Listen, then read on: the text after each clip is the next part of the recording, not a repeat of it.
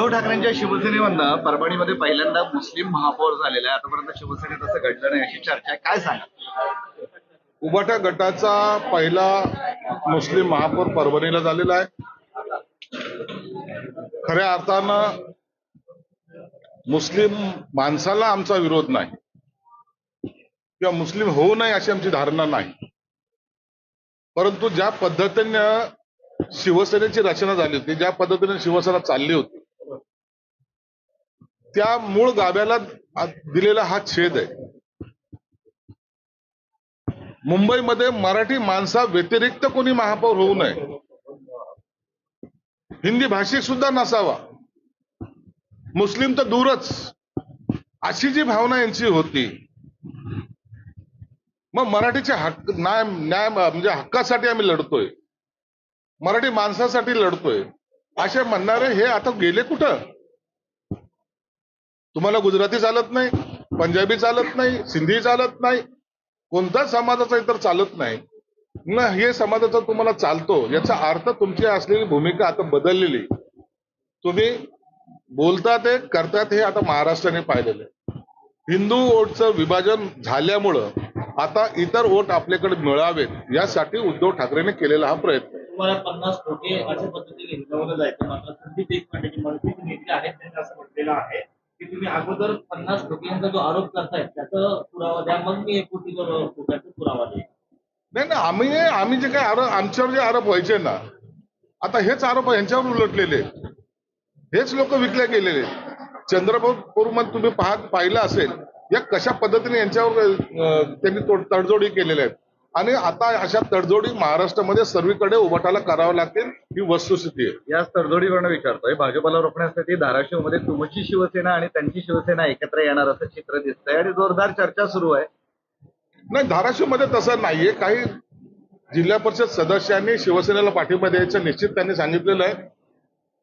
कोणी पाठिंबा देत असेल तर पाठिंबा घेऊ नये असं काही आमच्याकडे करार झालेला नाही, परंतु याचा निर्णय माननीय एकनाथ शिंदे साहेब घेतील, आणि आम्ही भाजपच्या विरोधात काहीतरी षडयंत्र करतोय असं समजण्याचं कोणतंही कारण नाही. पण हे समीकरण जर वापरलं तर छत्रपती संभाजीनगरमध्येही शक्य आहे. नाही, असं समीकरण सगळीकडे चालत नसतात. आणि आम्ही एकदा सांगितलंय, शिंदे साहेबांनी सांगितलंय, देवेंद्र फडणवीस साहेबांनी सांगितलंय की आम्ही महायुतीमध्ये आहोत आणि महायुतीच्या पद्धतीनेच आमचा कारभार चालू राहील, म्हणून सगळीकडे महायुतीचेच जिल्हाध्यक्ष हे जिल्हा परिषदेवर राहतील.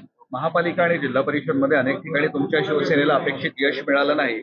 एकनाथ शिंदे नाराज आहे आणि त्या संबंधित आमदारांची मंत्र्यांची बैठक बोलवणार आहे असं कळतंय, काय सांगा?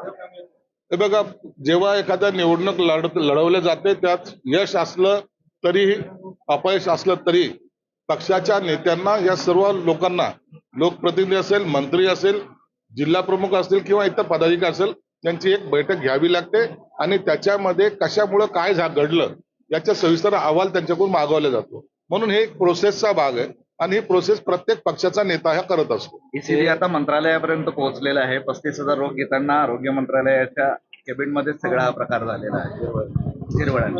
शिरवळांच्या कॅबिनमध्ये काल जेव्हा एका क्लर्कला पकडलं गेलं, त्याच्यावर जी रेड झाली त्याचं समर्थन कोणी करणार नाही, परंतु असे जर प्रकार घडत असतील तर निश्चितच आता मंत्रालय सुद्धा लाचेपासून सुरक्षित नाही असा त्याचा अर्थ होतो. म्हणून आम्ही तर सांगेन की अशा सर्व जे काही असे कर्मचारी असतील ज्यांच्याबद्दल थोडी शंका असेल, अशा कर्मचाऱ्याला मंत्रालयातून आता बाहेर फेकलं पाहिजे.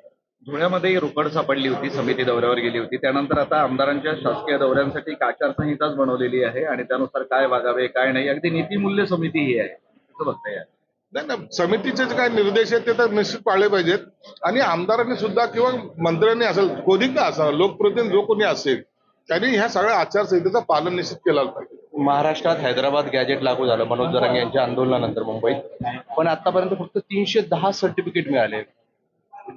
हैदराबाद गॅजेटची जी काही तपासणी करायची त्याची प्रक्रिया ही थोडी किचकट आहे. सर्व वंशावळ काढणे किंवा रक्ताचे नाते पाहणे त्याला किचकट प्रक्रिया आहे. परंतु सरकारने जेव्हा आश्वासन दिलेलं आहे की आम्ही हैदराबाद गॅजेटनुसार तुम्हाला आरक्षण देऊ किंवा देऊ, तर त्यावेळेला ते काम निश्चित केलं जाईल. विलंब जरी लागला तर त्याच्यामध्ये कुठेही माघार घेतला जाणार नाही. एकनाथ शिंदेना सांगा, अभ्यास करा, डोक्याला तेल लावा, डोकं शांत ठेवा, उचलली जीभ लावली दाढीला, मराठी भाषिक मुस्लिम आहे, आमचे पदाधिकारी मुस्लिम म्हणून त्यांना दूर ठेवणार का? तुमच्यासारख्या गद्दारापेक्षा तो निष्ठावंत आहे ही टीका तुम्ही करताय ना बरोबर आहे. संजय राऊतांचा वाक्य आहे. संजय राऊतच्या डोक्यावर झालेला तो परिणाम आहे. आता उचलले जीभ लावली दाढीला, तू लावून दाखव बरं. बोलताना वाक्याचा वापर कुठे करायचा याची अक्कल नसलेले हे बेअक्कल लोक आम्हाला शहाणपण शिकवायला चालले. तुम्हाला आता तुम्ही काय चांगुलपण करतात हे महाराष्ट्राने पाहिलं, शिवसैनिकांनी पाहिलेलं आहे.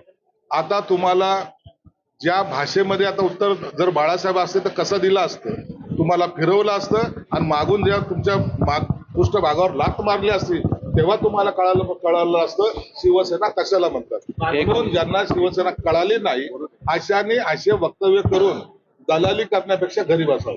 एकनाथ शिंदे मध्ये वर्क ऑर्डरचा 100 कोटींचा गैरव्यवहार समोर आला, तुम्ही चौकशीचे आदेश दिले, नेमका तो प्रकार काय आहे? बघा का माझ्याकडे जी एक माहिती जी आली की वर्क ऑर्डर एकाची आणि त्याच्यामध्ये वर्क ऑर्डर मध्ये QR कोड जो असतो तो दुसऱ्याचा होता. म्हणजे हे बोगस बिलिंगचा जो काही प्रकार होता तो माझ्या समोर आला, मी कलेक्टरला दिला, कलेक्टरने तो व्हेरीफाय केलेला आहे आणि त्याच्यासाठी चीफ इंजिनियरच्या अध्यक्षतेखाली कमिटी केलेली आहे. अनेक प्रकारचा छडा लावण्याचा आमचा प्रयत्न राहणार आहे आणि त्यात जो कोणी दोषी आढळेल त्याच्यावर फौजदारी स्वरूपाचा गुन्हा दाखल एक करावा. शेवटचा प्रश्न विचारतो. पीक विमा योजना फसली आहे, 6 महिने झाले आपल्याकडे अतिवृष्टी झालेली, एकही रुपया शेतकऱ्यांना मिळालेला नाही, सगळं प्रतीक्षेत आहे. पीक विम्याच्या पैशाबद्दल तर नाही, पण सरकारने जी काही मदत जाहीर केली ती मदत पूर्णपणे शेतकऱ्याकडे पोहोचलेली आहे. पीक विमा संदर्भामध्ये मुख्यमंत्री साहेब निर्णय सुद्धा पुन्हा एकदा घेतील. एकनाथ शिंदेचा एक शेवटचा प्रश्न आहे. एकनाथ शिंदे भाकरी फिरवण्याच्या तयारीत आहे. निवडणुकीत चांगली कामगिरी न करणाऱ्या 3-4 मंत्र्यांचे कान टोचले आहे आणि नवीन चेहऱ्यांना संधी देण्याची देखील चर्चा आहे. एकनाथ शिंदे साहेबांचा तो अधिकार आहे. एकनाथ शिंदे साहेबांनी काय निर्णय घ्यावा हे आमच्यासारखे कोणी सांगू शकणार नाही. त्यांना जो निर्णय घ्यायचा असेल ते घेण्यासाठी ते पक्षाचे मुख्य नेते असल्यामुळे सर्व अधिकार त्यांना आहेत आणि एखाद्या पक्षामध्ये एखादा निर्णय जर घ्यायचा असेल तर त्याच्यासाठी कोणतेही बंधनं नसतात.